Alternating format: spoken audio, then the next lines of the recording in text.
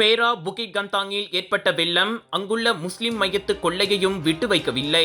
கொலத்தரோங் கம்புங் தோ ஜோஹான் முஸ்லிம் கல்லறையில் வெள்ளம் பெருக்கெடுத்து ஓடி புதைக்கப்பட்ட உடல்கள் நீரில் மிதந்தன.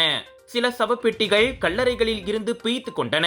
குறிப்பாக 1 மாதத்திற்கு முன்பு புதைக்கப்பட்ட சில உடல்கள் வலுவான நீரோட்டத்தால் அடித்து செல்லப்பட்டதாகவும் குடியிருப்பாளர்கள் தெரிவித்தனர். பல கல்லறை பலகைகள் மற்றும் கல்லறை கற்கள் சேதமடைந்துள்ளதாக புகிட் கந்தாங் நாடாளுமன்ற உறுப்பினர் டத்தோ சைட் அபு உசைன் அஃபீஸ் சைட் அப்துல் ஃபதால் கூறினார். கல்லறைகளை மீண்டும் மூடுவதற்கு உபகரணங்களை வாடகைக்கு எடுக்கப் போவதாகவும் அவர் தெரிவித்தார். மீண்டும் இதுபோன்ற சம்பவங்கள் ஏற்படாமல் இருக்க உரிய தடுப்பு நடவடிக்கைகள் எடுப்பது பற்றி பின்னர் கூடி பேசப்படும் என்றார் அவர். இந்த அண்மைய திடீர் வெள்ளத்தால் புகிட் கந்தாங் தொகுதியையும் உட்படுத்திய லாருட் மாத்தாங் செலாமா மாவட்டத்தில் 645 குடும்பங்களை சேர்ந்த 1813 பேர் பாதிக்கப்பட்டுள்ளனர். விலையோ மலிவு, செலவோ குறைவு, தரமோ உயர்வு, மனமோ நிறைவு. மக்களின் தேர்வு என்ரிகோஸ் முழு ஆடை சத்துள்ள பால்மாவு.